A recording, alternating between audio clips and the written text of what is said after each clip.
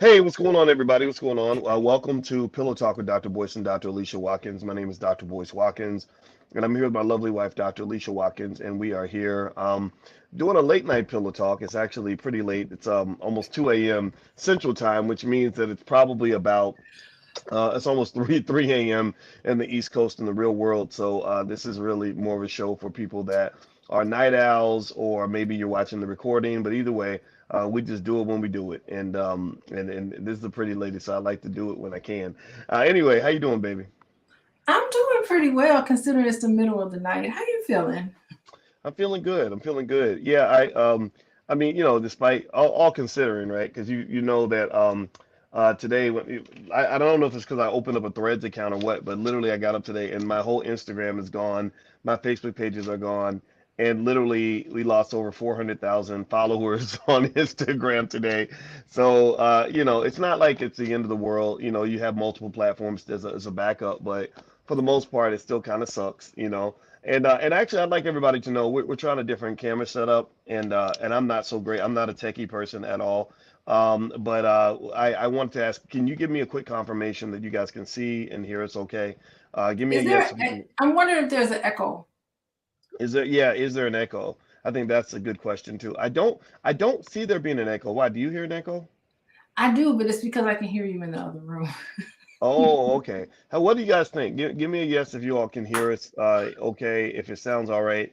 If it does have a little bit of an echo or something like that, just let us know because that'll help us. No Okay, echo. Joe says no echo. Thank you, Joe. I see Joe Farrell says good morning. Kevin Burkhart out of LA.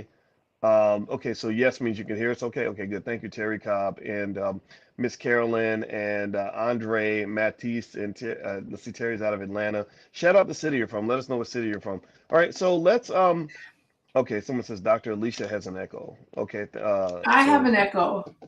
You yeah, should probably call. You want me to close it? You want me to close the yeah. door? Well, yeah, shut your door and I'll shut mine. Maybe that'll be it. So y'all stay Okay. right there. We're gonna do something real Well, my ghetto real door is quick. shut already, but Oh, is it? Okay, okay. Well, they can actually hear me, because I can actually walk around with this microphone. So it's kind of like some podcast witchcraft going on right now. All right, so let's jump into this. So how many of y'all saw what was going on with this thing with Keke Palmer? Keke Palmer is this actress who is she's about 29 years old. She's super talented, and she did this interesting thing where she showed up with or at an Usher concert and was dancing with Usher and had on this outfit that, in the words of her boyfriend, was showing booty cheeks. And there were people who felt that, especially her boyfriend, her child's father, did not feel that that was appropriate. He kind of said, "You're a mom, though." At least that's what he said in the tweet. And a lot of people had an issue with that one way or the other. They felt like he was shaming her. They also felt but then some people agreed. Some people felt like she went over the top. And I don't know. I mean, it was interesting, and you brought it to my attention, babe. What did you think about this? Like when you saw it kind of go down? well, I mean, first of all, as I was thinking, you're a first-time mother. And sometimes it's really difficult to make that transition from your single life, just being free and hanging out with Usher and going to Las Vegas, and making that transition to being a good mother. And sometimes it's really difficult. And I looked up, this baby was born in February. She has a 4 month old baby. So the first thing I thought about was it's very difficult for a lot of women to transition from being single to being a mother. Okay. And so maybe she's going through a little bit of an adjustment, like many of us do. The second thing I thought about was okay, you have a 4 month old baby at home that needs bonding and attachment to the primary caregiver. So it's difficult because Keke Palmer, like many of us, we are working. We're working women, and we're moms, and we're trying to juggle our careers and our life, and at the same time, we're also trying to take care of our responsibilities at home. um, so it's almost like it's a difficult transition. So the baby needs someone to bond with as their primary caretaker. Remember, that's what's so important in that early stage of life, to create a very secure attachment. You know, Boyce, we've been talking about secure attachments with your children. And to have that secure attachment with your child, you need to have a primary caretaker, usually the mother, it could be the father, who's responsive, who's available, and who's empathetic to your needs. So it is, to Okay. me, it's a great illustration of just a transition, juggling all of the responsibilities of motherhood as well as her career as this actress. And she's got to get out there and she's got to be relevant, and all the pressure that a lot of women have on them to be successful in their careers, but also be, you know, good as a mother. So that's how I see it. It's nothing against Keke Palmer in general. It's just I'm thinking in terms of her transition to motherhood. Okay. Well, I'd like to do a straw poll, everybody. What do you all think? I mean, do you think that the big issue was that Keke Palmer was dancing with Usher. She had a really provocative outfit. I mean, you could see those booty cheeks, and I guess Right. that's the game where Yes. you're naked, but you're not really naked. You're not like legally naked, but you're kind of sort of naked, and you're kind of like showing everybody kind of what you got. And this kind of went against the backdrop of of other things. I know India Arie also had something to say about Megan the Stallion. Like Essence Fest, they love to show the image of Megan twerking, and then Janelle Monee pulled a boob out, and it's almost like it's like it becomes. I mean, I jokingly call it the whole Olympics, you know, where it's like this, in the whole Olympics, it's almost like it feels to me again, I'm going Uncle Boyce here on this, but in the whole Olympics, it's like a race to the bottom. It's like who can be the sluttiest, who can just really degrade themselves the most. And I see it that way to some extent, but then again, though, I don't want to be overly judgmental. I'm sure I sound that way as a 52-year-old black man talking about this, but at the same time, it's sort of like, um, I don't know. I wonder if there is something to be said about showing your talent.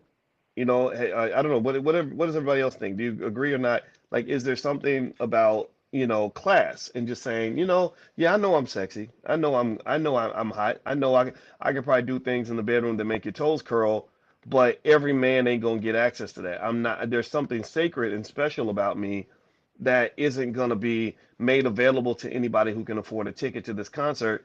What's wrong with me saying that? And what's wrong with me saying, come on, like I don't want to see the black woman just literally be in a situation where she has to look past her own talent. Like you look at Janelle Monáe, Keke Palmer, with Megan the Megan Thee Stallion. Stallion. Yeah, these are all talented women, right? But it's almost like somebody told you that you've got to be hypersexual in order for you to compete. That you gotta, you look at Janelle in this image here, she's got her tongue out, which has obvious, it's making an obvious statement. Megan, legs wide open. So does a black woman have to appear with tongue out, legs wide open, booty cheeks rattling to get an opportunity? And what about those women who just say, I don't want to do that? Are we crowding out talented women who don't want to show all these body parts in order to be seen and to get attention? What do you think? Do you think that there's something to be said about that? Yeah, well, I think classy is boring. And when you're trying to get all eyes on you so that you can have this fame, when you're trying to get all eyes on you, being classy and being respectable, no one's paying attention to that anymore. That's like, that's like very boring. And so I think what's happening is that there's pressure for people to pay attention to me, and to do that, remember, in media, you have to present as one of the stereotypes of black women in order for media to pay attention to you. So I think media, in order to get the attention of media, you have to make a spectacle of yourself. And then to do Mm. that, what they're doing is the whore stereotype. They're playing it out, and it's working because media is paying attention to them. But classy Mm. is boring. Raunchy is not boring. Okay, interesting. By the way, you're watching Pillow Talk with Dr. Boyce and Dr. Alicia Watkins. My name is Dr. Boyce Watkins. This is my wife, Dr. Alicia Watkins. Dr. Alicia is a licensed therapist and a full professor of social work. We created Pillow Talk because we kind of felt like the Black community could benefit from intelligent and fun conversations about things happening in our community. A lot of us don't get to hear from professors and therapists and things like that, and so we just created this podcast in hopes that there will be some other intelligent Black people out there that would want to hear these kinds of conversations. And so, by the way, Alicia's been seeing individuals and couples for the last 20 years. So if you would like to follow up and see what she does on a professional basis, just go to coachingwithdralicia.com. That's coachingwithdralicia.com. That's her website. Do us a favor, please hit the thumbs up button, thumbs up, share, subscribe. Also, don't forget this podcast is on Spotify. So if you go to Spotify, you can find us there. And also, in addition to that, given what happened um, with my IG pages and everything being shut down, I think it's important to be on multiple platforms and to be connected in multiple ways. So if you would like to learn more about wellness and healing and get some free support on your therapy journey, which I think everybody should think about this, just text the word wellness to 31996. You can text wellness to 31996, and that is Alicia. Alicia will send you free things over time to help you in your wellness journey, especially in areas that relate to therapy or a money mindset, things like that. She's also a financial therapist as well. So anyway, all right. So let's hop back in here. And now Renee Montgomery says we often regret it later. Clinically, I agree with Dr. Alicia as a colleague. That's a great point. Thank you, Renee Marguerite, for making your point. What is your background, Renee? Put that in the chat, and I'll share that because I really think that there's something about sort of living in this culture that's so youth driven, babe, that leads us to the point where we end up feeling or at least I do, like some people sort of look at like young people are kind of leading the charge, and any older person, like say in India Arie, who steps in. Did any of y'all see that India Arie stepped up and said, "What the hell is this? Like we're better than this. We don't have to, come out booty cheeks blazing in order to get attention." And there are people online instantly attacking her, going off, calling her a hater, calling her this and that and the other. And it's almost like it reminds me a little bit of when you had your parents that would warn you about the world, and kind of say, look, you go out here like this, you go out thugging, you go out, too fast and doing all these other things, bad things are going to happen. And you get mad because your parents are interrupting the fun. It ain't no fun to be thoughtful and intelligent, strategic about how you live your life. So you get mad until something happens, until somebody gets assaulted or something bad occurs. And you hear this, right? You hear stories, you hear so many trauma stories from so many Black women that Cardi B, trauma, trauma, trauma, trauma, trauma, talking about her life as a stripper and robbing people and having to, and the drugs and the chaos and selling her body and all that. So to me, it's like it's a little bit weird. It's a little bit confusing because we are promoting on one hand a culture that is very dangerous, that's very harmful, that leads to Black women being disrespected. And then people come in and they say things like, oh, y'all tearing Black women down. Like G-Man, he says, y'all tearing down Black women. And I don't see it like that at all. I see it as we're elevating Black women. We're saying, why in the world would we promote stereotypes of Black women that we don't want people to have as stereotypes of Black women? I mean, does everybody get what I'm saying? Give me a yes if you follow what I'm saying. Why would you promote the image of the Black woman as a whore unless you want the world to believe the Black woman is a whore? I don't know. I mean, but I don't know if I sound rough. You know me, I'm rough around the edges. I'm not as smooth as you are. I say it like I'm thinking it, but that's what I'm thinking. Like, why would you want people like I don't go around and behave in a way that is inconsistent with how I want you to see me. I'm a scholar. I want you to see me as a scholar. So you don't see me going out here trying to be a dope dealer or a gangbanger or nothing like that. No disrespect to people in that category, but that's not the image I want to portray. So when you see me in the street, that I'm going to be a scholar. That's what I am, right? So why would we promote an image of the Black woman as a basically like a $2 hooker, like booty cheeks and vagina for anybody that can buy a ticket to the concert, twerking at every available opportunity, Janelle Monee pulling her titty out whenever she can. Um, why would we do all that unless we want people to think that this is just what Black women are? That's what they do. I don't know. What do you think? I think India Arie is so talented. Boyce, you know, she is in my top 5 favorite artists, I'm right? Can not you your name? average girl in your video. Go ahead. I'm Okay. sorry. Can I had you to sing the India Arie song. And I know how much you love her. She's your top five. I know this. She's in my top 5. And you know, my top 5 has been strong. Can you name my top 5, Boyce? I could try. I'm gonna say I'm gonna guess Prince and Anita Baker might be in your top five. Prince, Prince is somebody that did not compromise himself.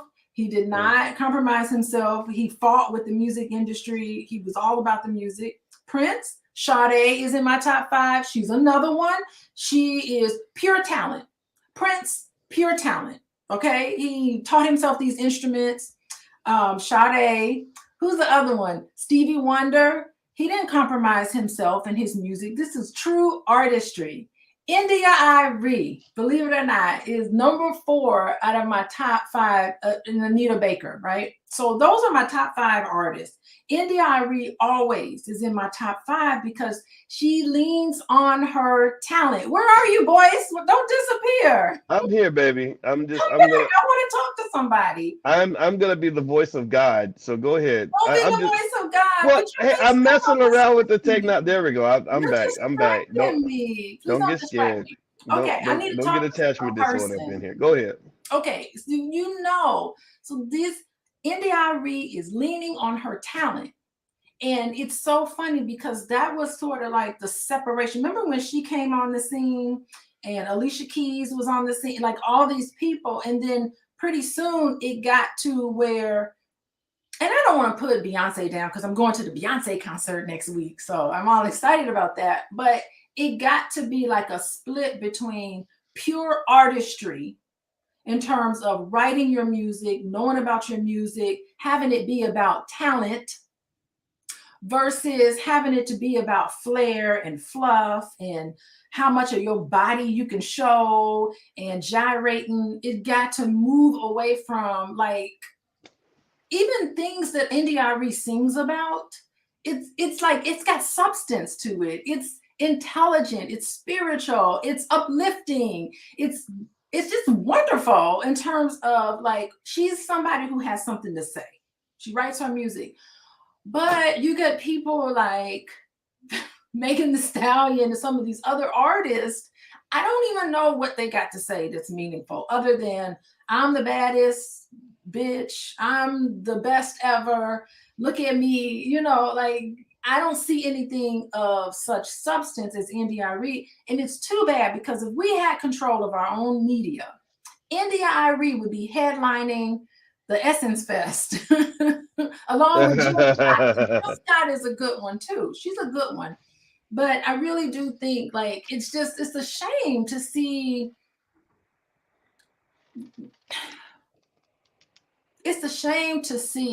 images that look like me, that look like my children, that look like other Black women get degraded.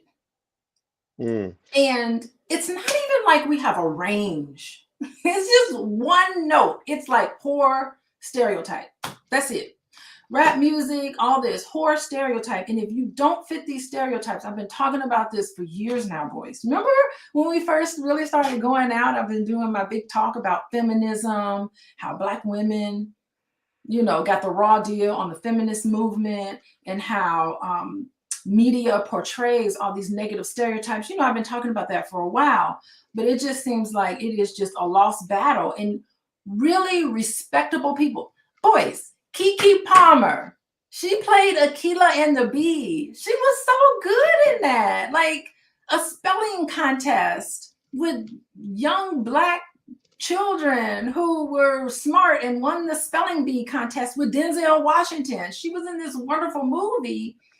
And then now she's gyrating on stage with Usher of all people, because Usher gets around. You know, with a brand new fresh baby that probably needs his mother. You know, and it's just tough. It's just I don't know. I don't know what she's thinking about. I don't know what's going on, but it's not setting a good example. And can you Well, imagine what we didn't even talk about what her boyfriend feels. Mm. I got Well, thoughts about that when well, you're ready well, to do that. well, let's dive into that. And before I do that, could everybody do me a favor really quick? Please hit the thumbs up button, thumbs up, share, subscribe. You're watching Pillow Talk with Dr. Boyce and Dr. Alicia Watkins. My name is Dr. Boyce Watkins, and this is my wife, Dr. Alicia. My doctorate's in finance. Hers is in social work, and she's a Yes. licensed therapist and a full professor of social work and a certified trauma specialist. And we like to try to have intelligent and fun conversations about things happening in the Black community in hopes that it'll help those of you that are looking for some guidance and information that might benefit you.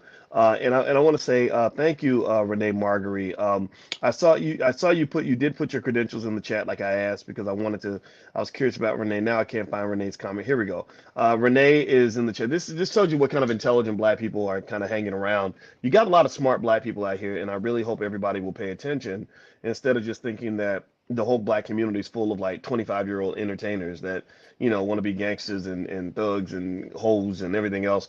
Renee is a therapist specializing in trauma, and I know you're a certified trauma professional also, Alicia. Hmm. And she's a producer, actor, writer. I think that's awesome. So make sure put a link to your any of your work you might have, Renee. I think that's really awesome. Anybody has a business, any work you're doing, share that with us. And also, Dr. Alicia is having a healing retreat that's going to be digital. So if you want to work with her directly and be part of that group, just go to draliciawellness.com. And also, if you just want to stay connected, you can text the word wellness to 31996. Somebody type that in the chat. Text wellness to 31996, and Dr. Alicia can send you some stuff. All right, so let me hop in and mention something. Here's a question that I ask, and it's designed to be a provocative question. Um, okay, can somebody tell me who are the top white artists in America in terms of white women? What women? Taylor Swift. Taylor Swift. Okay, Taylor Swift just made $1 billion on her tour. She made $1 billion on her tour. Now, I'm sure Taylor Swift, works to be sexy, things like that. I think that's not a crime. But I'd like to ask y'all this question: do y'all believe that Taylor Swift does the kind of things in the kind of degrading fashion that you see some of the Black women doing? Really, I mean, if you compare pound for pound, and Taylor's making more money than all of them, right? She's, I'm sure she dwarfs their income. I've been following. I don't follow Taylor Swift, but I do follow the financials because I'm a finance PhD. That's what we do. We look at the economics of the world. I'm looking at images of Taylor, right? And so look at this. I want y'all to look at this screen. And those of you who are on Spotify, who are listening on Spotify, just look up my name, Boyce Watkins, on Spotify. You can follow the podcast there too. I'm showing images of Taylor Swift. These images are her as being kind of this pretty little white girl. She's not my type. I little too skinny for me, and ain't got enough melanin. But apparently somebody likes that. Now here's the sexiest, most provocative image that you see. But this doesn't go any further than even something Beyonce might wear. It's not you see here the beautiful evening gown, whatever that is. You see this here. Now what? In not one image do I see an image of Taylor with her tongue out, like not Janelle Monee, but like Megan and Janelle, I think. I don't see an image of her titty out. Um, I don't see any images of her booty out. I don't see any images of her twerking her non-existent booty. She ain't got no booty, boys. Right. She She ain't trying got to no booty. if she tried to twerk, it would be a tragedy. It'd be like shaking she would you would literally be shaking two toothpicks together. Like that's what that would be. She might start a fire if she ever tried to twerk. But seriously though, and so she ain't got the assets, that a lot of the sisters have, and so God bless y'all Black women, for being as beautiful as you are. And so what I want to do is in contrast that with say some of the top Black female artists, and I'm literally going to do a random Google search.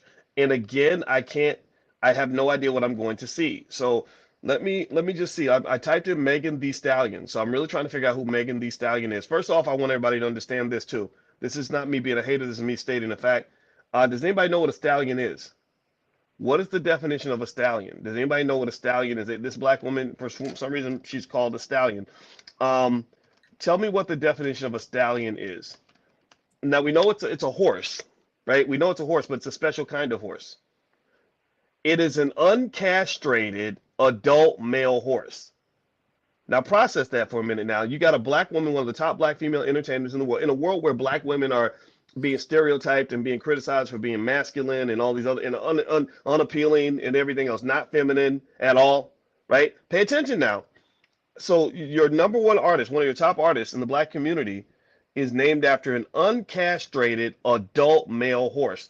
So not just a horse, and not just a male horse, but an uncastrated adult male horse, which means he got some big junk and he going right. I mean, I'm being anime, I want y'all to process this. Your number one or top two, three female artists has a name where she is an uncastrated adult male horse. She's a horse with a big penis who's gonna go and put his penis into anything that moves. Because that's what uncastrated male horses do. When they're not castrated, they're trying to breed. So they're saying basically this is slavery, y'all. This is the black woman is a breeder. She's the ultimate breeder. Ain't nothing new about that, right? And I know we want to make the whole sexuality thing about liberation and expression. Ain't nothing liberating or modern or new about that. The black woman has been defined as a breeder since slavery. Ain't nothing new about it. This ain't nothing but slavery all over again. Again, am I overreacting or what do y'all think? And it's not somebody says it's a horse, says Jamal. No, it's an adult, it's an uncastrated adult male horse. So it's a specific kind of horse. Right? So they didn't say like a feminine, cute little filly, because she's not Megan the filly. Isn't a filly like a cute little horse? It's like kind of pretty, like you want to get with, like I could get that. Megan But the pony. yeah, right. You ain't got Megan the pony. You ain't got Megan the filly. Let me, in fact, let me. Let me just kind of let me go to. I'm gonna go to Chat GPT and say, name 5 types of horses based on gender and sexuality. Let's see what Chat GPT says. Okay. Um, you've got Stallion, a male horse that has reached sexual maturity and has not been castrated. Again, a big male horse is going to go screw everything. You've got a gelding, a castrated male horse. So she's not Megan the gelding. They're unable to reproduce, but are often favored for their calm temperament because they ain't out here trying to get busy with everything. A mare, which is a mature female horse that is capable of reproduction. So she could be Megan the mare. Megan the mare. Right? They can either be bred or used for riding or other purposes. A filly, a young female horse, is typically under 4 years old, so like a cute little filly, right? That would make sense, right? Or a colt. A colt is a young male horse that is typically under 4 years old. Does anybody see that that's an issue, or am I just like a weird guy who's like saying stuff on the internet that nobody understands? Am I crazy? Help me, baby, because I don't want to get because every time you speak up on it, some idiot tries to say you must hate black women. And I'm sitting here saying, no, it ain't a hatred toward nobody. It's just me being honest. What do you think, babe? Well, I think that what we're doing is we're calling out black women who doesn't seem to have a lot of love for themselves. I mean, just think about the names you call yourself. Megan the Stallion. You're calling yourself a beast, animalistic, which is a stereotype, right? That you're not even human. You just reduce yourself down to this animal type. Think about Cardi B. You're naming yourself after alcohol. There's nothing good come out of drinking cheap alcohol. Cardi B, what is it? That type of alcohol, it's even cheap alcohol. So it's just like how you name yourself is so important. And we know this. We know the names and the words and the labels that you put on yourself. These are self-inflicted labels. She came up with that name, or someone else came up with this name, and she agreed to it and signed up for it and said, that's going to be my name, Megan the Stallion.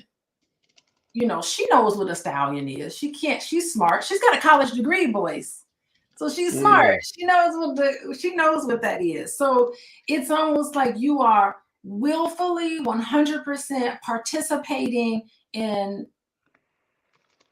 denigrating yourself, reducing yourself down to animal, when really she's probably a very smart, intelligent, beautiful woman who can be classy and be interesting at the same time.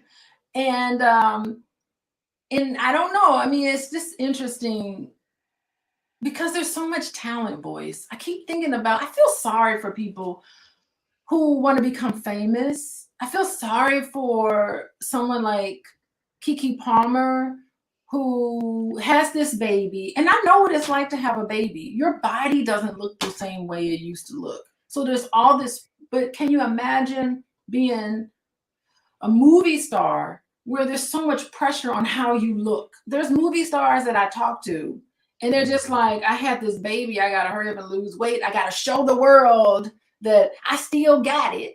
You know, I don't know. It's exhausting. I've had a baby before. It's exhausting. 4 months after I deliver, I don't feel like going to no Usher concert. I want to go home with my baby. I want to hold and snuggle my new little person that I have. So it just, I can't imagine emotionally what you're experiencing when you're trying to seek out the spotlight all the time. And it's this pay attention. To me, it just seems like you want to do whatever it takes to keep the spotlight on you so that everybody can pay attention to you, so that you can feel relevant. Mm. Well, you know what? I tell you what. Meanwhile, your family is suffering. Her baby that should be her husband. I don't know why it's not her husband. Why is he not proposed to her? I don't know. But Mm. you have a baby with this man. You are forever tied to this individual. And here he is sitting at home with this baby, and you're out snuggling up under some Usher. Snuggling up under Usher. Well, you know, it, well, he did say something on her Twitter, about her, something like it's the outfit, but you're a mom though. And I'll tell you what, I kind of felt like that's more of a private conversation. I think that for him to say something publicly was not appropriate. I think he could have hit her up in a text message or called her.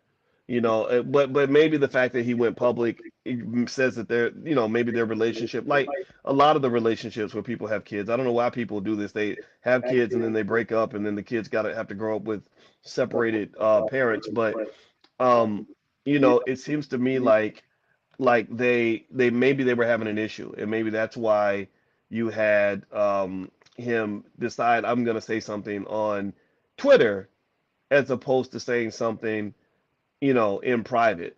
And I don't know, and that speaks to kind of a deeper issue of, number one, you know what you're signing up for. I think that, again, he's young, so sometimes young guys don't know these things, but I know that based on what I know, and this is why younger people, y'all got to listen to older people, because the older guys and older women can tell you stuff to help you avoid a lifetime of pain and agony. I don't know why young people try to figure it out on their own. Like, you're gonna just mess it up, honestly, and then you'll be like 40, 50, thinking, man, if I known then what I know now. Don't be dumb like us, like I was. But literally, I would say to him, look, you know what you're signing up for. She's an actress. She's got it. She's competing in this space. She's ambitious.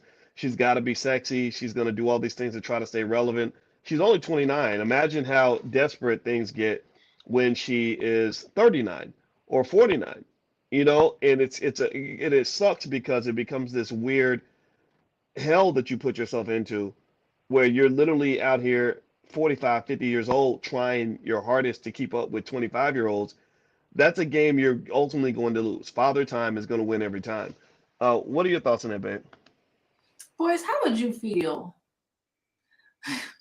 if me and you Don't had a even baby? don't even ask. How would you feel if me and you had a baby and I go out in public 4 months later and be so disrespectful to you in our relationship, where I am smooching up, hugging up, snuggled up under some Usher, his reputation? How would you feel? I mean, that's the ultimate disrespect. It is, but Committed relationship and I'm flirting with other men publicly and woo and woo and you know what? like, come on. With my Well, well, booty out. Like, well. First, understand that it probably this dude hurts. It hurts. yeah, it does. It does. I don't disagree. However, and by the way, when I talk, babe, I might have to mute you just because I do hear a little bit of an echo, so I want to make sure the audio is okay. But the way I look at it is that's why I would not date or marry a Keke Palmer. It's like when I talked to Kanye West and I told him, I said I never would have married a Kardashian because that's what Kardashians do. Kardashians are always going to be Kardashians. You ain't going to take a Kardashian. You can't turn a Kardashian into a housewife. So maybe a Keke Palmer. Keke, unfortunately, you're right. She started off with this beautiful image of the Aquila and the Bee thing. She's still super talented, by the way. So she has not lost her talent. But we live in a world that encourages debauchery. We live in a world that makes fun of you if you have these ethical standards and calls you a square or a simp or a nerd or whatever. And I'm gonna tell you, those so-called squares, simps, and nerds, they tend to have better lives because they're not out here trying to keep up with everybody, trying to follow the crowd, putting themselves in dumb situations and degrading themselves. So I would, I get it. I would probably feel very disappointed if to see my wife, my girlfriend, my baby mama, whatever, up there doing that. But it's like, look, if you sign up for that world, that's the world you're in. If you sign up for that life, that's the life you're in. When I was talking about my buddy Willie D yesterday, and we were making fun, we were laughing about how people took that picture we took together at the wedding, and people were trying to say this and say that. Oh, she really wants Willie D. And we laughed because I said I did it that kind of shit a long time ago. I knew that I was marrying a woman that has a certain level of integrity, to the point where no, I'm not gonna marry no woman that's gonna embarrass me. And this is a message for all the young men out there. You have to be smart about who you choose to align yourself with. Keke Palmer is gorgeous. Keke Palmer is talented. Keke Palmer is intelligent. My wife is gorgeous. My wife is talented. My wife is intelligent. But my wife is not going to be on stage with Usher, booty cheeks alive, booty cheeks on red alert, trying to snuggle up with some guy in that kind of way. And so that's why, for example, when the little chatty patties on the internet ran off with that image of me, you and Willie laugh about that because I don't sign up for those kinds of situations unless I'm fully prepared and know what I'm dealing with. So if you sign up and you're marrying, again, if you're married, I use that term Kardashian because that kind of has a certain stigma attached to it or a certain reputation attached to it. If you sign up for that, that's what you're going to get. And people have to stop. They have to stop sort of thinking, oh, I can change somebody, or I can take what they've been and how they've been living all these years and then suddenly make them live the way I want them to live. I see women do that. They'll marry a rapper or an athlete that's got three girls pregnant at the same time and somehow think he's going to become this decent, wonderful, loving husband, loving, honorable husband. No, he's not built like that. That's not who he is. So you have to look at people's behavior and track record. So I guess if you were already doing that kind of thing before we met, which you weren't, you were a professor and a therapist. I've watched you for many years as a human being. I've seen you get hit on by rich men, thugs, NBA players, all those, and I saw how you carried yourself. That's what I wanted next to me as my wife. I did not want just a pretty girl with low integrity. I wanted a pretty woman that also had the values that I can relate to, that are going to show honor to our family. And I don't know. So for him, I would just say to him, if that were my son, I'd be like, dude, what didn't you know these things before you had a baby with this lady? Now this is your problem for life. So that's what it is. Men got to hold down their situations. Be smart about who you connect with. Don't let your penis drive you into situations that you're not going to be happy in. Go ahead, babe. I'll unmute that. I apologize. I had to mute you. It's the audio feedback. Please go I'm ahead. all noisy. I don't know. Maybe I am noisy over here, but yeah, I mean, I think that people should listen to what you have to say because this is how your heart gets broken. This poor man. I mean, it seems like he should have. Why are they not married? Why did he not propose to her? Put a ring on it. What's You going know, I on? I don't judge people for making their relationship choices. I think marriage. I get it. I think that marriage studies show marriage is better for children. Stable families are better for children. But let's just keep it real. We kind of live in a world that is letting a lot of that go. Not everybody's doing that. I'm happy for the people that still understand the value of making that kind of sacrifice for your kids because they will benefit. But there are people that just don't. They were never raised in that. They never saw that growing up. So I think that you remember when we went to our friend's house and we saw the little puppies. I'm gonna tell y'all this story, and then I want Alicia. Alicia's gonna know what I'm talking about. We went to our friend's house, and they had these new puppies that were just born, and they were taking the puppies back into the bedroom. Remember, the little dog was like, the little female, the mama was like begging on her hind legs, like, please let me have access to my babies, please, please, please, get my babies for me, right? The father was over on the corner chilling. The father was like, I don't want nothing to do with you or none of them damn kids. Like the father literally wanted nothing to, and he said, I watch. He took the little puppies and brought them over to the dad, and the dad turned around and walked away. The dad's like, no, like, but the mother's all over him, right?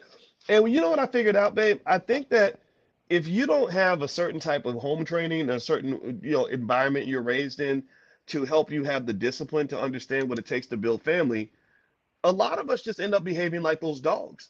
The mamas are doting over their kids because they're biologically wired to do that. The oxytocin in your brain is one of the chemicals that bond you with the child when they come out of your body. You literally would rather die than to lose that baby.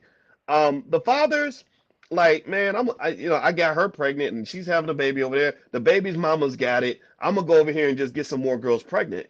So unfortunately, I think that in this whole movement to be, liberated and everything else that we're doing and people just doing whatever they want, we're starting to really live like the dogs. That's what I just really believe. I think that that's what's being encouraged. Just do your thing, to get your Nick Cannon on, get a whole bunch of girls pregnant, live your best life. And I'm not even here to judge it. I'm just glad that old people get old and die so that I don't have to live in a world where we got 20 million kids being raised in an environment where they're devoid of the loving guidance of both a mother and a father. That's going to be absolute chaos. I'm talking about higher incarceration rates, murder, homicide rates going up, drug addiction, depression, suicide, all these things that come into play when the child does not have, when like that little girl never gets the validation of a father, the son never gets the guidance of a father.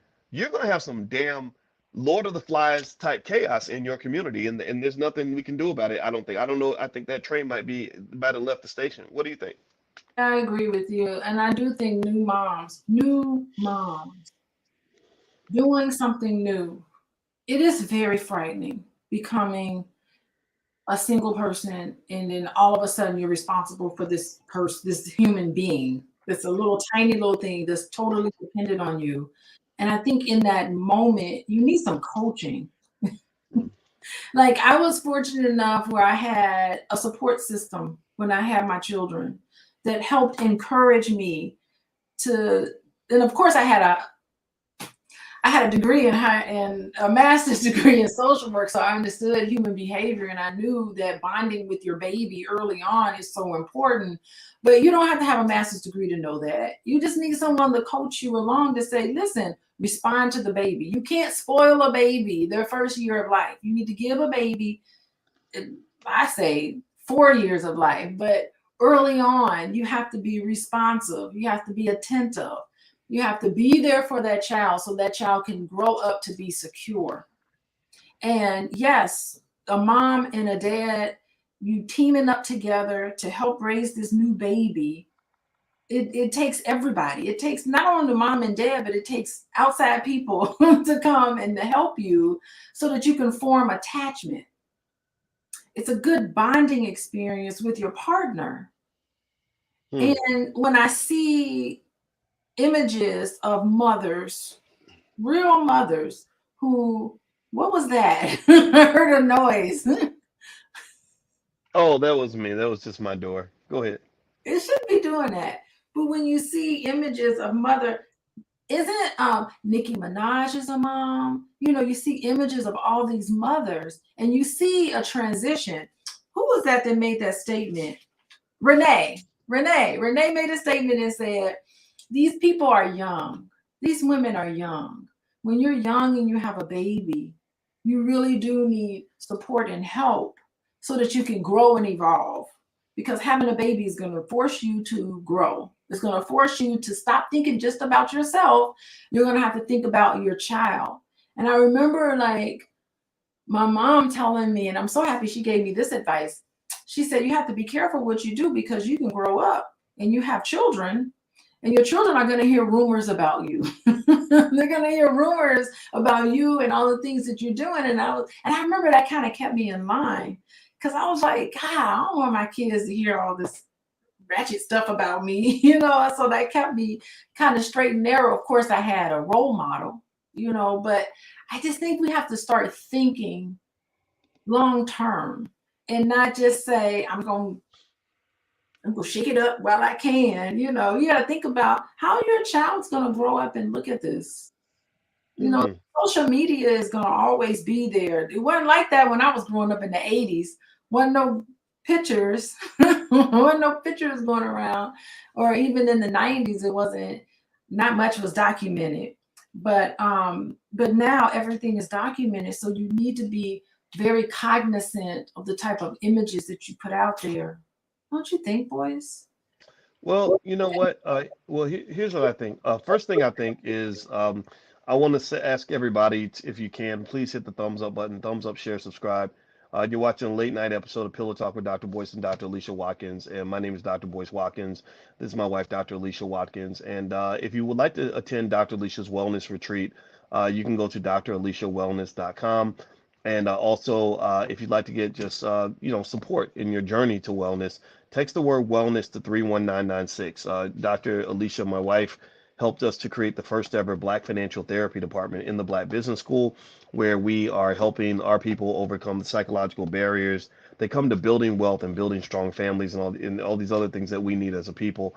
And also, my website is boycewatkins.com. I'm going to be speaking in Seattle on July 8th. So if you'd like to join us for a deep dive training in Seattle, I'm going to cover my book, The 10 Commandments of Black Economic Power.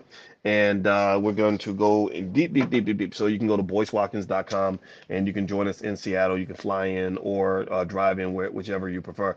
All right. So thumbs up, share, subscribe. So what I want to do here is I'm going to do a little experiment. Y'all know me. I like to do the experiments and sometimes they end up pissing people off. But you know what? The reason you're mad is because I am making you think. And here's what I did. Okay. So I did a Google search, and I remember I was saying earlier too. I was throwing out this premise. I said, if you look at the top Black female entertainers, Lizzo, let's say you throw out Lizzo, not these aren't the top, but some of the top. Lizzo, Cardi B, Megan Thee Stallion, and the Janelle Monáe's trying to work her way back in by pulling her boob out whenever she can. I don't know if she'd be in that top group, but it's her popularity. But if you look up, for example, Megan Thee Stallion, and a lot of times I did a search under Megan Thee Stallion sexual to see what images Google popped up. Then I did the same thing with the top white female artist, Taylor Swift, and I typed Taylor Swift sexual just to see what's the raunchiest, most sexual images out there of this, and is there a white privilege that comes with sort of saying that if you're white, you can sing, you could be like Adele, you could be like Taylor Swift, you could just show your talent, but if you're black, you got to be, stimulating oral sex. You have to be shaking the booty whenever you can. You have to, come out with your tongue out. You got to, be twerking and legs wide open, all this other stuff. And I know some people get triggered when we talk about this. And the goal is not to be mean. The goal is to just have awareness that you're talking about what racist media is doing in terms of what image of the black woman they're perpetuating throughout the world and how this affects all women.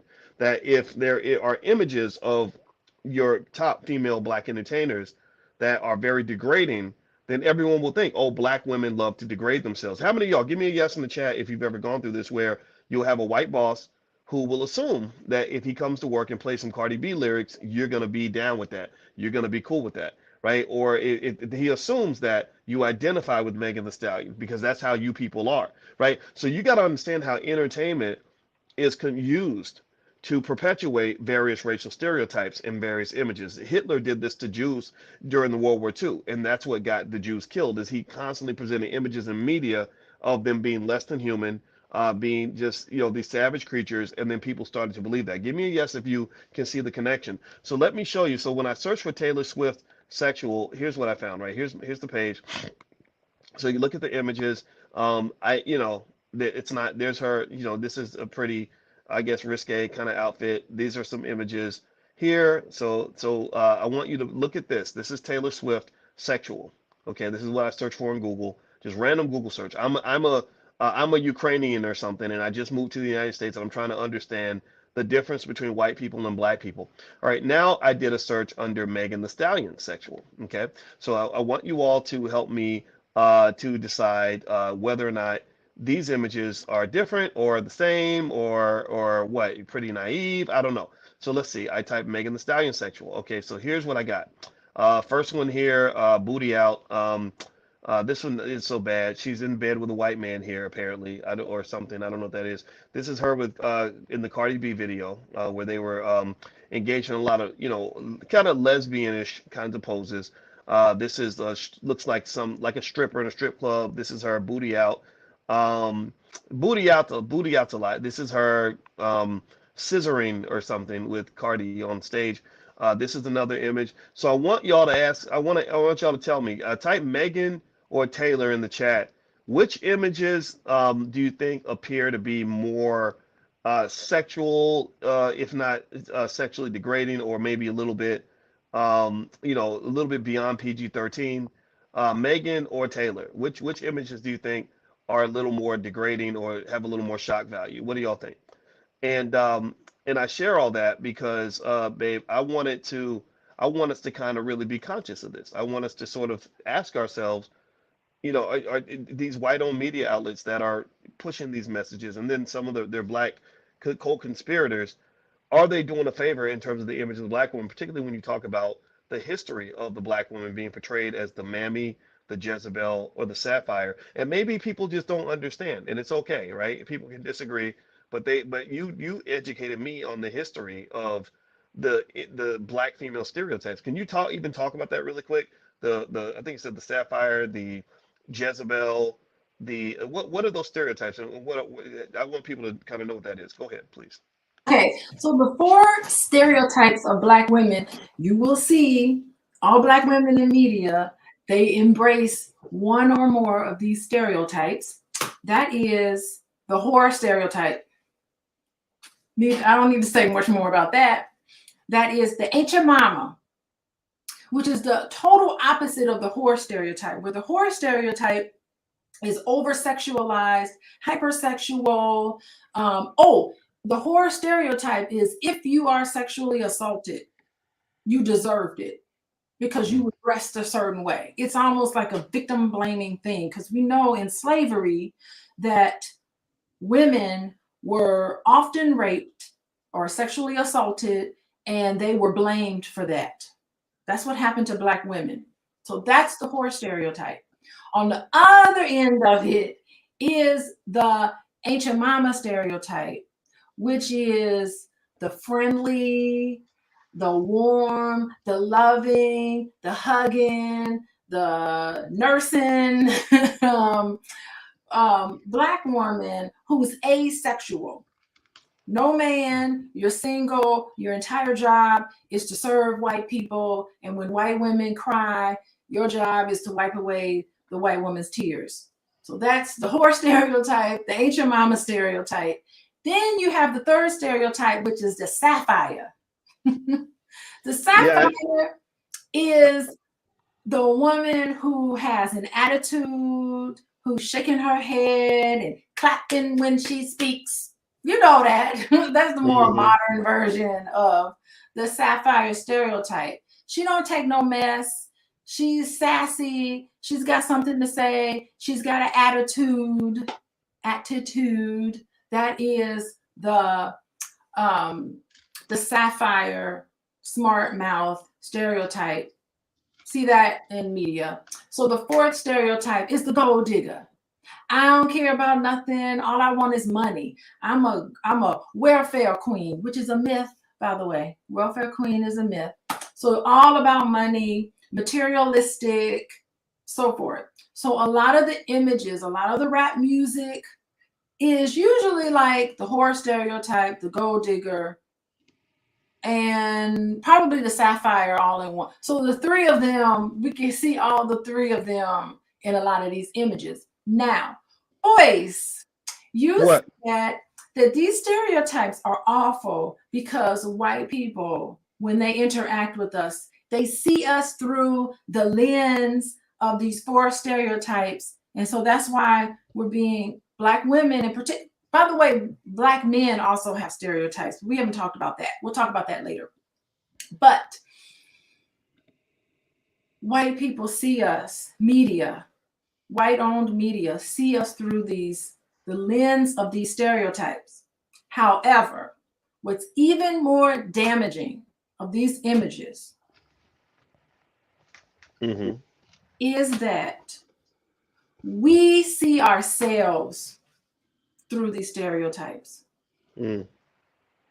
That's damaging because in relationships, because I'm a couples therapist, in relationships, the one thing that is very unique among Black families is that it's these stereotypes of Black women and the stereotypes of Black men are internalized. So when I interact with you, Boyce, I'm not going to see you as Boyce. I'm going to see you through the stereotypes of Black men. And if you make a mistake, I'm going to say, it's because he's a deadbeat. Now, Wow. that's not how I feel about you. I'm just saying hypothetically, because the internet streets be messing up my words. But that's what's happening in our relationship. And Mm. when you interact with me as a Black man, you're internalizing stereotypes of Black women.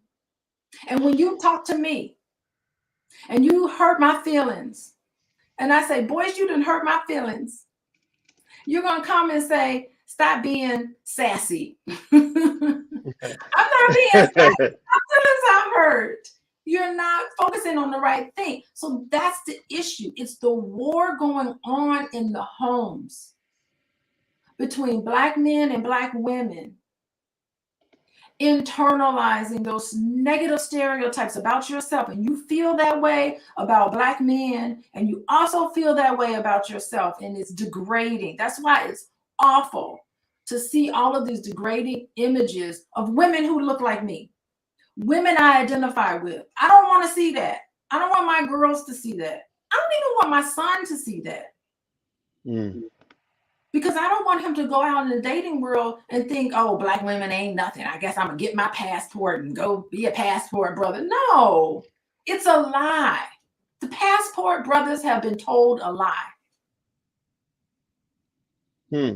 Okay. It's Okay. frustrating. It's awful. And white media knows what they're doing because it's working. It's tearing us apart in our families. That's why we're so stressed out with each other. Mm. We are survivors of so much hatred toward ourselves that we internalize them. And that's why we have a Cardi B. That's why we have a Megan the Stallion. Wow. Well, That's why we have Janelle Monee freaking out saying, let me just lift up show everybody my little tiny boob. She ain't even got nothing. My little boob. It's Yeah, the I thought that was desperation. yeah, I thought that was really interesting that Megan, not Megan, I'm sorry, Janelle Monae did that. It's like it's kind of weird how I think that it's important to, at the very least, even if you don't agree with India Arie sort of speaking up on that, I think that we should support India Arie as sort of the the mother hen voice that some of these young girls might need in terms of understanding the bigger picture, right? I don't think the world should be run by a bunch of 25 and 30-year olds that are trying to make a dollar by any means necessary or stay relevant or fit in with their friends or be considered cool, right? I think that you hit a point where I remember Oprah talking a long time ago. I was young when I heard her say that. I was in my 20s and I heard Oprah say something about how when you get to be 40, you just don't care no more. Like all the stuff that you were worried about in terms of trying to fit in with other people and what people think, you let that go because you start focusing on yourself a little bit more. And I never forgot that. So I really think so. Sometimes I think that again, not to be dismissive of younger people or anything like that, but I think younger people got to understand you're going to hit a stage in your life where you're not so caught up in trying to be cool or trying to fit in or be quote unquote relevant. You'll learn discernment where you'll want to be relevant to the right people. You'll want to you want to fit in with the people that you identify with. And so, with Janelle Monet, it's kind of sad. I met Janelle Monet when I was on the Breakfast Club. I met Janelle. She was there. She didn't talk much. I tried to engage her in conversation. She was very kind of distant. Maybe she was having a bad day. I have no idea. But I just said, okay, no problem. We don't have to talk. But I thought she was in that classy category. Think about this, right? You have women that that you're hoping, like you're like, okay, look at her. She's carrying herself well, and you're proud of her. And next thing you know, she's pulling the titty out because she's trying to fit in with Megan the Stallion. You're trying to outdo professional hoes, right? And I just think that's a race to the bottom. That's a hard game to play. Like if you're trying to really match, it's like if you're a housewife and you're trying to keep up with the women that are, for the streets, let's say, the city girls, it's just not going to work. Like, remember when Derek Jackson's wife was talking about how she was trying to match what these women were doing in the bedroom and, watching the video and trying to just sort of do everything they do. And I was like, ooh, that's such a bad game for a wife to play. It's almost like, honestly, you know what it is? It's like if you're Bloomingdale's and you're jealous because you see Target and Walmart getting all the traffic, and you're Bloomingdale's though, right? Your prices are higher, your quality's better, you have a different image than Walmart. Bloomingdale's ain't got no business trying to compete with Walmart. And I really think that some of the women, that are in that Bloomingdale's category, the India Aries, where Janelle Monae I thought she was going, where Keke Palmer I thought she might be going. It's sad when you see them sort of looking over at the Walmarts of the world. Not that Cardi B is lower value as a person, she's not, but in terms of just the level of commitment that a man expects to have to make in order to be next to you. Like when you look at an India Arie, she's not the average girl in your video. She's not, you can't just buy your way into her pants. You can't just sort of pay and buy a ticket or buy her bag of Cheetos and have her give you, you have her sharing booty cheeks with you. You have to earn that, right? Whereas Cardi makes it clear. Cardi's like, and I understand money. I'm a financial expert, right? So Cardi is the one who says, look, if you bring enough money, you can have whatever you want, right? Oh, I get it. Okay, so simple transactional relationships. No, I'm not here to judge that, but that's what I'm hearing, right? I wouldn't look at a Cardi B and see her the way I would see an India Ari. So I kind of wish at the very least we could at least have that distinction where we can kind of say, look, we don't need every black woman trying to like compete with the debauchery, the nonsense that's up there. And I think this is why black-owned media is important. Like you and I both know the really talented hip hop artist Akila Nihonda. You and I also know another great artist with Rock Nation, Victory Boyd. And Victory Boyd and Akila Nihonda are not artists that are gonna do any of this. They'll walk away from money to protect their integrity. They have done this. Victory's walked away from millions of dollars because she's like, I'm not doing all of that, right? And I think that those artists deserve to get support too.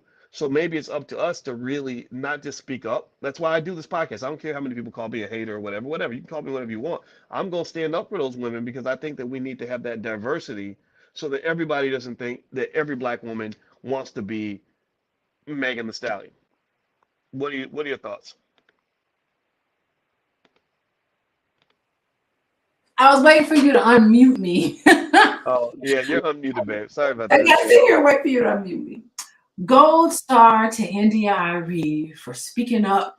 I was like jumping in my boots. She's in Bloomingdale's, but guess what? Bloomingdale's don't have no customers. Well, Walmart got all the traffic. but if your revenue per customer is higher, then you can still make more money. Bloomingdale's or Louis Vuitton. Let's say Louis Vuitton, like the richest man on earth is Bernard Arnault, who owns luxury brands. So you can make as much money with luxury brands as you can at a Walmart, but you just got to make sure you know the difference. You will never see Bernard Arnault selling a Coach purse for the same price as a Walmart purse ever. My favorite album by India Arie, because I can talk about her all day. Y'all want to talk about India? My favorite album got zero airplay, and it was called Songversation. Y'all, listen to that Songversation. I think that's the name of it. Best album ever. Boyce, you know I play it a lot. I play it a lot when we in the car and we got to play our songs. It's always gonna be an NDRE song, high rotation in the car, singing it loud on our way down to Louisville to check in on my mama and my daddy down there, my other mom and dad. So that is what it. She gets a gold star, and I hope that. It was really sad to see her call out what she saw was really low budget Walmart behavior, and everybody came down on her. So they shouldn't be mad at NDIRE for calling out, and wanting to uplift us and calling this stuff out the way she sees it. They should be coming down on the people who are degrading themselves and lifting them up, saying you're better than this. Mm. It's schizophrenic. It makes no sense. It's self-destructive as a community to think that you can operate like this. Mm. Well, you know what? I think that us taking this time to have this conversation is our way of showing support for NDIRE, right? I think it shows that not everybody thinks alike. And that's what I do a lot of times. Sometimes I'll talk about something that I know is an unpopular opinion, but I just put it out there so that we, uh, understand that everybody should not just remain silent so you can go along with the crowd. I know sometimes I'll take some arrows, and I'm okay with that. You could throw arrows if you want to, but I know what I know and I believe what I believe, and that's not going to change. And I don't care what's popular, what's not, because I believe that one thing Black people have to understand is that trying to fit in and trying to be popular is a bad strategy in a losing culture. You don't really have a culture that breeds success. Unfortunately, you don't have a culture right now that breeds educational achievement. Because people think being smart means acting white. You don't have a culture that breeds strong families because the families are breaking apart like crazy. You don't have a culture that breeds wealth because your entertainers are encouraging people to throw their money away at every available opportunity. So you don't even have a culture that breeds health because you're encouraged to eat, terrible food, that's going to kill you, give you diabetes and all this other stuff. So I would encourage any Black person that wants to rise out of that and end up in a better situation. You got to shape your own culture, and it takes courage to do that. It takes a certain level of discernment, discipline, maybe wisdom to do that, and not everybody has that. I think a lot of us don't have the confidence. If I had a job, my job would be to give confidence to those of you that are sort of looking at this and saying, wait, this doesn't add up. Kind of what I went through, when I was 28 and I saw all the gangster rappers doing stuff that was getting people killed and on drugs. And I remember seeing DMX, and DMX was on drugs big time back in my 20s. And I remember thinking, this is not going to end well. These guys are going to be dead. I don't want to be like these guys, but unfortunately, I didn't have a lot of people around me to encourage me to live different from that. Most of my Black male friends were living like DMX was, with that, not so much the crack cocaine, but I did, I told you about that time I worked that job and those guys were using drugs and smoking weed all the time and snorting stuff and drinking and all that, and they just think that's okay. And then you hit about 40 and these guys are dead. A lot of them are dead, or they're still alcoholics, still drug addicts. They're not happy with their lives. They have a ton of regrets. And I would encourage everybody, every intelligent Black person out here, man, you got to rise out of that. The ladies too. Love yourself. You love yourself. You don't deserve this. So for every person that accuses me of attacking Black women because I don't co-sign on some of the nonsense, um, I send you to the depths of hell because I am defending Black women when I say this. I'm saying to Lizzo, like, look, you're talented, you're pretty. Can't you do something other than this, whatever that record label told you to do in order for you to stay relevant? But and you think about this, that's the nature of even if you look at pimping, the reason you have young ladies that get involved in, or get sucked in by the pimp or the manipulative man. It's because they don't have a strong father that steps in and says, no, my daughter ain't doing that. That she's not participating in none of that. I got her. I'm protecting her. So I think we need more of that fatherhood in the community. We need more of those male voices, and people have to respect those voices when they speak up. But I encourage those men that have those voices to have a level of compassion and respect for the sacredness of Black women, so that when you say these things, you're not sounding, like an inconsiderate, abusive asshole. And I think that's part of what's been happening is you have men that are just pounding away on the women in such an ugly way that it only makes things worse. So it's a tough balance, and most of us can't do it. I'll let you get the last word, babe. What are your thoughts? Okay. There is nothing liberating in playing these stereotypes for women. You are a whole person. You have, there's a sexual side of all of us, there's a sassy side of all of us, there's an intelligent side of you. We are born with all of these gifts of which we can share with the world. There is nothing liberating than being reduced down to these four stereotypes. And I think the ironic part is that it's being sold to us as if showing my butt and wearing clothes like this is being sold to us that that's real sexual liberation. Sexual liberation does not mean I only have to write songs about XYZ in Yeah, order to that that get play. yeah, that's not sexual liberation. That sounds like sexual slavery. Liberating. Yeah, that sounds like slavery when you That's have to, when oppressive. everything has to involve like liberation is where you have a choice, but the Yes. slavery kicks in when it's like we don't want to hear about no part of who you are as a human being. All we want is booty cheeks. That's not liberation, y'all. That's slavery. I don't know. Give me a yes if you understand what the difference. Go ahead, babe. It's very oppressive to be seen through that. What a liberating person is people like India Arie, who has an experience. She writes a song about it. It doesn't have to go through these stereotypes. She just writes a song, she releases it. It won't get picked up by payola, whatever the radio stations, but it's good stuff. And I will always listen to everything she puts out because I know I'm going to get a good product. When Sade comes out with a song, you don't have to think about it. You can know you're getting a good product. Sade, I have seen her in concert every single time she comes out with an album. She sounds better in person than she does on her albums. So does Stevie Wonder, and so does Prince when he was alive. So do all these other people. Like, this is what musicianship and artistry is about, being able to show a range of things that are happening, expressing yourself in a way that resonates with everybody. Where'd you go, boys? Don't be leaving me. I need to see your face. Where are you? I'm here. Something happened with my camera and mic. Oh, Yeah, but I'm back. I didn't go anywhere, baby. I can't talk without looking at your Yeah, face. I'm her emotional support animal. So You are my emotional support animal. I don't like flying. I do not like airplane. I love that you're becoming a pilot, but I am so scared. I got to get on the airplane soon, and I'm really nervous about it. Okay. So there's that side of me. There's a frightening side of me. Like, everybody has a range of feelings and a range of thoughts and the range of emotions and things that they are.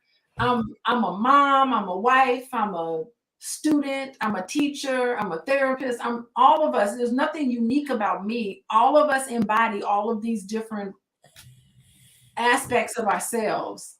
And it's oppressive for me to watch this happen.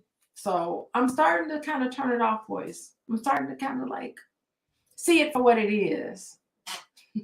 oh, I think that it's I think that one important clear point to make here is that I think we could walk away with this one as our learning point is one of the things that the music industry does to black people is it takes away your humanity. Like if you look at the difference, and they do this to black men too. If you look at black artists versus say Eminem, if you listen to a lot of the black artists, unfortunately, every song was selling dope, irresponsible sex, killing black people, and then going to the club after so you can go throw away your money and put it in a stripper thong. Like every song was like that. Every single song was the same. Eminem, on the other hand, he has songs like that too. He has songs about drugs and killing and everything. His one of his first big hits was actually about killing his child's mother, which is kind of sick, right? But if you notice, Eminem has a range that he pursues, and he's been able to pursue in his music, where he can 1 minute he's rapping about being on drugs, the next minute he's rapping about how he feels about his daughter, right? And that's the point. The question becomes, do we lose our humanity? When if you are talking again, you're talking about that whole sexual liberation concept. It's one thing, to liberate you and to say, just be who you want to be. That's liberation, everybody. I need y'all to understand the difference. Liberation means do your thing. Like Kanye West comes along. Remember, Kanye came along and he was rapping about being a college dropout. He's like, I'm not a thug. I'm gonna rap about dropping out of college. They were like, no, you're a black man. That you can't do that, right? If you were Eminem, if you were white, I think that they would have saw it differently, right? Um, but then so the thing is, like, if you're given that range to show every side of your humanity, your sexual side, your violent side, your happy side, your loving side, your thoughtful side, that's freedom. But when you are told that you must fit into the thug box, or you must fit into the hoe box, in every song, you do a song, you're Megan the Stallion, you want to do a song about, I don't know, let's say being a mother or something. She's not a mother. Let's say it's Young Miami. Young Miami's another one that went out and literally on that video was saying, I'm a whore, like with a W, like she was bragging about being a whore. But then when they asked her about her daughter, do you want your daughter to be a whore too? She's like, no, no, no, she's not going to be. Well, no, your daughter, unfortunately, you're laying out the curse. You're laying out the generational curse, and you're selling your daughter because you're doing these things publicly for money. If they take away the money, you wouldn't be doing these things. So you're literally selling your daughter's future for money. You're saying, I'm going to go ahead and present this image to my daughter that's going to that's going to lead to a lifetime of pain, trauma, maybe some assault. Unfortunately, it's just terrible things that happen. When you're in that crazy culture, the hoe and stripping culture, bad things happen. And I'm doing that because some white guy is going to write me a check in order to do it. And I'm encouraging people to think bigger than that. So that's not liberation, y'all. That's slavery. Yeah, so do you understand the difference? Like, so that's it's the same thing. They do the same thing to the men. We're not just picking on the women. They do the same thing to the men. If you are a man and you claim to be an artist, and every song sounds the same, every song has the same message, the same whatever, you find all kinds of creative ways to talk about how you would love to kill a black man. You're not an artist, because artists are supposed to have free expression. You're not liberated, because liberation means doing whatever you want to do. You are a slave. You are a corporate product off an assembly line that's going to literally be exactly like the last one that was released. You're like, it's like the iPhones. Every year Apple's like, this year we have the iPhone 10, iPhone 11, iPhone 12, iPhone 13. So every time you put out a song, it's just the same version, the same old song, right? Repeat it over and over and over again. So anyway, I want to say thank you, babe, for hanging out with me late at night. Oh, let me unmute you. I'm sorry. You got something to say? Go ahead, baby. I do have something to say. I love the fact that you're talking about being put in a box. And what's so interesting compared to white people and other people, other groups of individuals? When you step out of that box, what's the first thing they say to you? Well, they get on you. They whoop their black ass. Like, you better get back in. No, when you step out of that box, remember, we internalize this stuff. The very first thing that happens when you step outside that box is they say, you are not black enough. That's what they say. So there's pressure to stay inside this box, because when you venture out and become who you want to be and express yourselves in other non-sanctioned ways, you're going to be labeled as somebody who's not black. And that's oppressive. And we do it to ourselves and to each other. That's the point I want to make. I think it's a great point, and I think that it's interesting. It's like we do it to ourselves, but it's kind of like it's really like kind of it has a plantation vibe because Massa's ultimately calling the shots, and we're all competing to impress Massa. Like we're all trying to see if we can get in Massa's good graces, and then we go back and we brag to each other about how Massa likes me more than he likes you. Look at how many Oscars I got. Look, I got a Grammy and you don't. And I might have got a Grammy for doing something that's straight up just embarrassing to my whole family and completely debaucherous, but it don't matter. I got a Grammy. I made $10 million. I'm better than you because I've been labeled and branded. I have contracts with Nike and Louis Vuitton or whatever, all these white labels, all these white label companies. Like, it's funny they have a business process called white labeling. We got a lot of white labeled Negroes that get, because you've been white labeled extensively. It's like a bunch of little tattoos, a bunch of little logos all over your body. You feel like you're better than other black people. And I encourage intelligent black people to have the discernment to say, yeah, you're labeled and yeah, you got a lot of money. What did you sell to get that money? You got to be smart. Like then again, this is me coming out with my finance professor hat. You need to be like your mama was. Remember like how mom back when mamas were really into like where mamas were built different. Where if their son comes home and he's like, "Mama, I got $500 to pay for the groceries and to pay the rent this month." Well, a good mama's gonna be like, "Where'd you get that money, boy? You 16. How you get $500 in a day?" Like all because mama was smart enough to know all money ain't good money.